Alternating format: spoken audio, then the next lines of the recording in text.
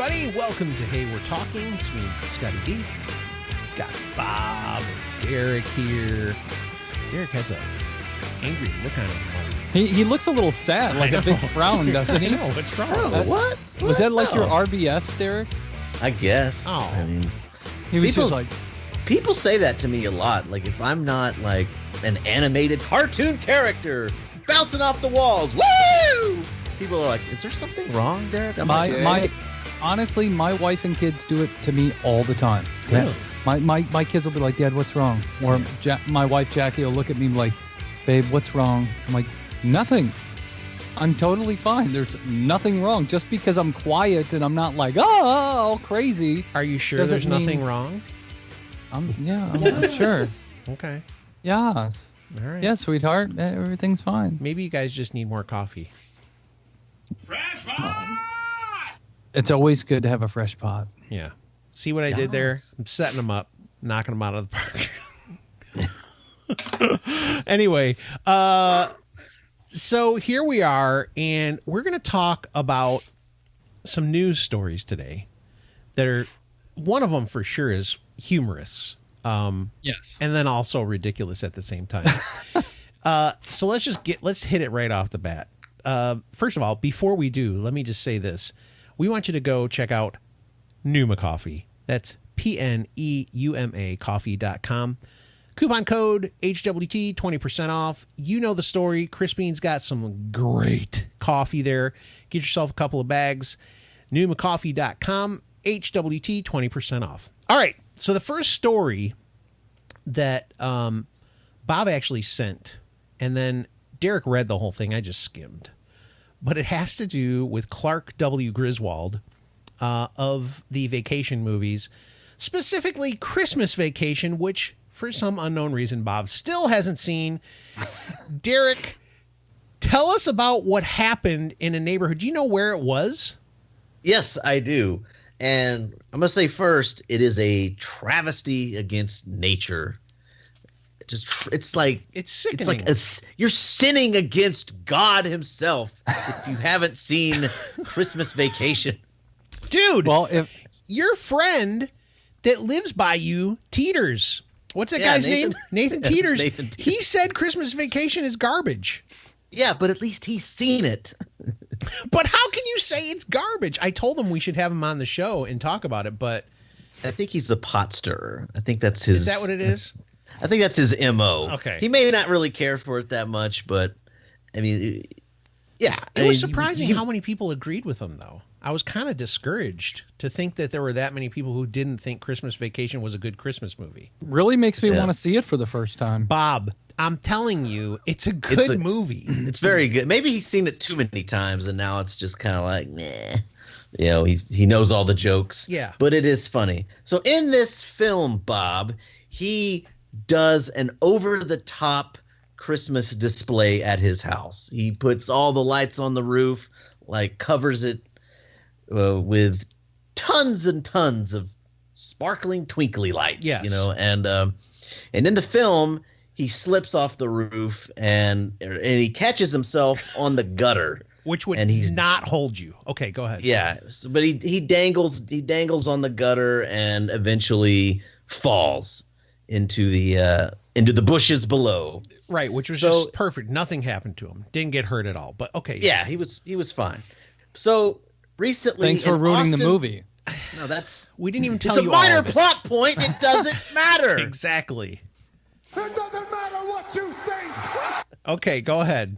Okay, so in Austin, Texas, this year, somebody recreated that type of display at their house, and they installed a dummy hanging from the gutter. It was just like a dummy hanging off the gutter representing Clark Griswold. Well, somebody, a military veteran, was driving by and saw that and saw the dummy hanging, thought it was a real person, and he went up and he like grabbed a ladder and tried to adjust it and get it close to the guy. It was yelling at him and even called 911. Oh my! It was caught on surveillance. The family that owns the house, they were out of town, and so they kind of reacted to it. They thought it was They thought it was kind of funny. It is. And they've since posted a warning sign on, this is, he's part of the display. Hey, and they tracked down the guy who attempted to rescue. They gave him a gift card. Oh. And, was he okay with it? Yeah. Okay. The guy said at the end of the article, he said that he's like, I'll never live this down. He said his own wife said it was a dummy trying to rescue a dummy. Oh my God. That's awesome. I thought maybe the guy was going to be all upset and all this stuff, but that's good. I'm glad he didn't get like all butthurt about it, because that would have been terrible. And listen, if you're talking to, first of all, if you're hanging off of a gutter, it's coming out. You're not going to, it could not hold a human. Well, it didn't hold him. Right. It did not hold him. But that's what I'm saying. Like, if you run up to something and number one, and you're like, hey, can I help you? Are you okay? And there's no response and the gutter isn't pulling out of the side of the house, I'm just going to tell you that it's probably not a real person. He thought that the person might have been electrocuted or something. Oh, okay. Makes sense. That makes sense. He said he mentioned in the article, he thought that he saw wires nearby and thought that maybe the dummy hanging there might have been like electrocuted or something and was dead. So he was just worried. And it was a little high off the ground, and it was like dressed in clothes, and there was just no way for him to, how was he? He's just trying to do his due diligence. Is weed legal in Austin? No. I'm just wondering if maybe he didn't have all his faculties about him. Anyway, a funny story, nonetheless. Clark W. Griswold hanging from the gutters, and someone tried to save him. Bob, you have some other stories that I'm hoping are Christmas related, or are they just no? They're just weird stories that I found. All right. I don't know. Sometimes I stumble upon. Bob didn't tell us about these stories. Okay, so we're reacting in real time. Okay, yes, this is not planned out. So these could be complete duds. We don't know. They could be, but we'll see. Okay. I just thought this one was extremely weird. Okay. A 23-year-old Mexican woman does a wild surgical procedure to prove to anyone and to her boyfriend that she would do anything for love. So this is a girl who comes from a very traditional family. Mm-hmm. She got body piercings, things like that, and her parents and family were totally against it. Okay. Then, of course, she rebelled even more against her family because they didn't like the piercings in the nose and then the lip piercings. So she wound up getting a slit in her tongue. Mm-hmm. You guys have seen that, I'm sure. Mm-hmm. And slit her tongue. Forked tongue thing? Yeah, the forked tongue thing. Well, it finally got to the point where she was trying to figure out how to upset her family, but also give a gift to her boyfriend. Oh, boy. So she wound up having her belly button surgically removed and gave her belly button as a gift to her boyfriend. Oh, that's And he actually loved it. No. Like he thought it was a great idea. He felt loved. I mean, they broke up a year after that. okay. And he still got the belly button. He still keeps it. And it was just one of those things. So if you ever want to prove to your wife how much you love her, just give her your belly button. I don't even understand why. What does that do? I don't get, none of that makes any sense to me. I mean, I love you, but belly button? What? Do you belly button love me? So then was the surgery good enough that they like made it look like it's just like really smooth, or did the guy just there's some pictures with this article. Basically, you could just see like a little dimple where her belly button was. It's not like a belly button, it's just like a small. I don't get it. The doctor is doing this. Like where? Well, listen, it makes sense because, okay, as a guy who's a little big, I just want to say that as you lose weight, sometimes if you lose tons of weight, you have to get surgery for your skin because it's very hangy. Right. One of the things that they will do when you get that surgery is, they stretch your belly way out. They chop all the stuff off the bottom and you have to get a new belly button. So they just basically reinstall to make it look like you have a belly button. So it's not like this is out of the ordinary in some ways. It's very weird. Totally out of the ordinary, and you have to have a consult. You have to sit down with the surgeon and like talk about what's going on. So there was a conversation. There was. So what do you want us to do for you? I want you to take my belly button off and give it to my boyfriend. But remember, why do you want to do that? I want to show my boyfriend that I love him, and I want to piss off my mom. Pretty much. That's exactly what happened. All right, let's get you signed right here. We got a spot for you tomorrow. Bob makes a good point, though, Bob. Where did you say it was again? It did happen in Mexico. Yeah. So anything can happen. There was just a female who went to get Botox done in Mexico, and she actually died of an infection. So, I mean, that's it's hard to believe all those people are trying to escape that country. We watched that show Botched on E, and it's like those two famous plastic surgeons in L.A. Yeah. And they're always like repairing crazy surgeries that people had done in Mexico. It's weird. I went to Mexico and I had, crap injected into my face and my butt. I transferred fat from my side into my butt, and then I injected collagen into my eyeballs and everything, and I got an infection. It's crazy. How'd that happen? Yeah.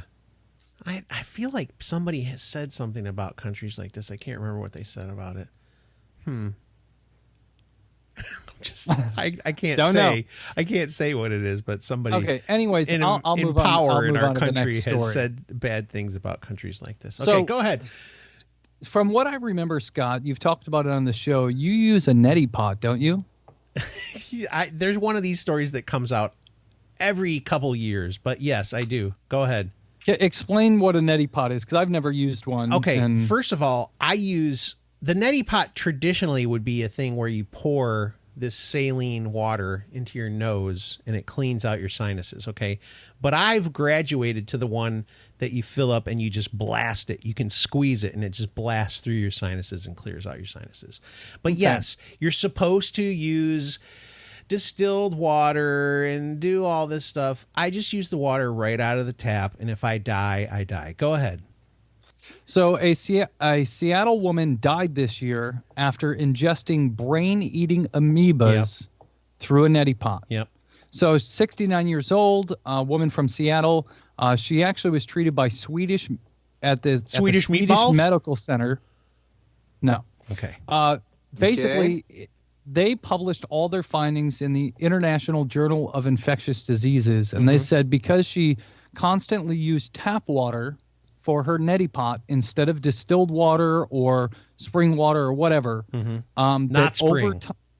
Never spring. I don't know water. if it's Distilled probably not only. spring, just Go distilled water. That over time, using this neti pot, amoebas and bacteria actually grew in that neti pot. Yep.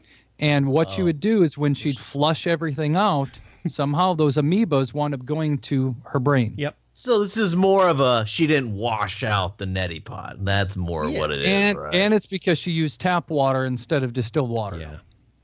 So the doctor said, and what they published in the International Journal of Infectious Diseases is when they actually went to go do surgery on her, there was like a golf ball size area that was just mush of her brain.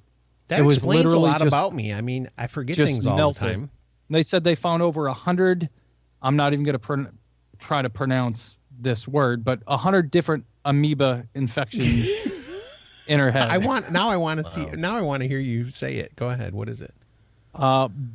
Balamuthia, That sounds pretty close. I mean, you're Mandrillius, yeah. amoeba infections. Okay. So yeah.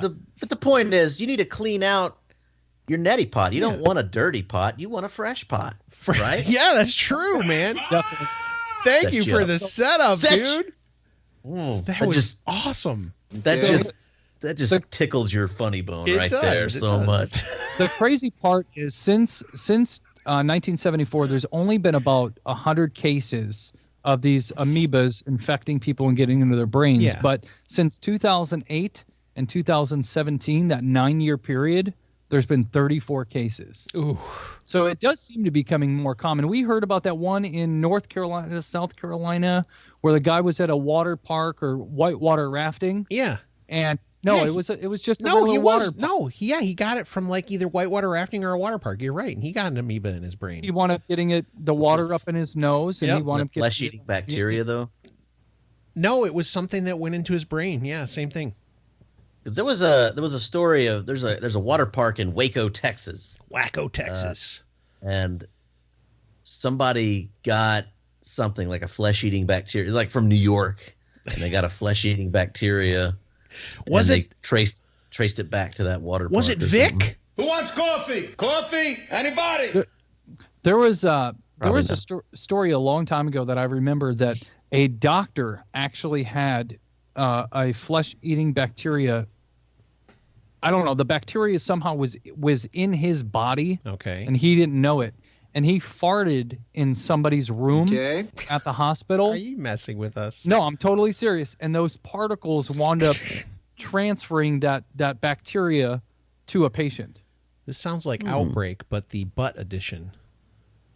You ever seen that movie Outbreak? Anybody? Anyone? It's been a while. But here's the thing with that. You want me to bore you, Scott? There's a lot of bacteria that people have in their body. Go ahead.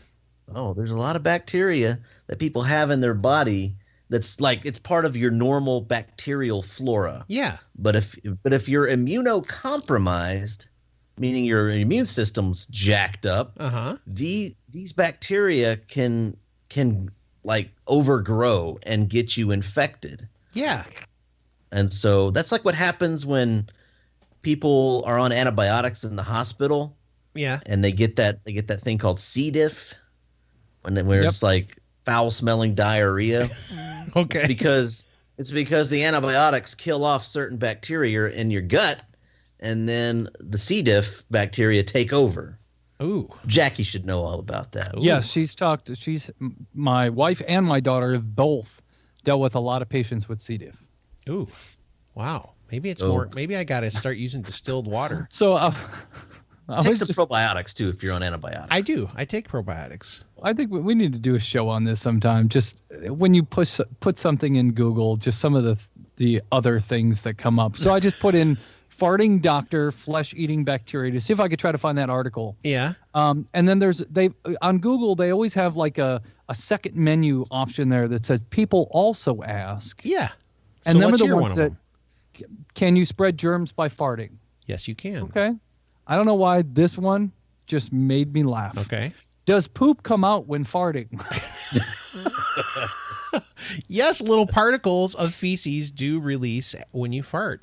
But I would think you'd have to do bare butt fart. You couldn't have underwear on because your underwear would filter it, wouldn't it? That's a shart. No, but there's little particles of feces when you fart. Don't lie. So to answer the question, particles. Little Jimmy, Particles? if you poop your pants while farting, that means you sharted. I'm just going to throw two more out there. Can you die from holding your farts? Great question, though. I mean, that's a good question. Can you get sick from smelling someone's farts? No, and if you hold in your farts all day, you're going to pass them when you're sleeping. Yeah. So it's how our body keeps us alive. It's hard for men to think about holding their farts in. That's like a girl thing. They hold them in and they age. And it's not like a fine wine. They age and then they let those things out and you just go, my goodness, what died inside of you? Yeah. I've had to fart since Tuesday. It's like the people who tell me they don't poop for like days at a time. And I'm like, how are you surviving? How are you not pooping every day? So the answer to this question is actually funny. Can you die from holding in a fart? If you have normal gas production and always hold them in, you have a risk of having fart breath. Yes. Because it fart escapes. breath. That's true. When gas hangs out too long in your intestines, it begins to reabsorb into your bloodstream. Oh boy. See? So that's something I could use as an excuse to my wife. Yeah. Babe, I can't hold in this fart anymore. It's going to get my bloodstream. Yeah, if you don't want to have fart breath, Start letting them loose, man. Yeah, so it actually could be carried up into your body, into your lungs, where it is processed out and leave you when you exhale. There's a reason God made it so that you toot them out. That's all I gotta say. Sweetheart, I can either fart out of my mouth or my butt. It's your choice. There you go. On that note, what a great way to end the show. If only I had fart noises, which I don't. Bob always does good fart noises, though. Okay, so that's definitely a shark. We will be back next week, and we'll have some more shows for you, and we'll talk probably about poop at some point. Because that's what we do here on Hey We're Talking. We'll talk to you soon. Have a great weekend. Peace.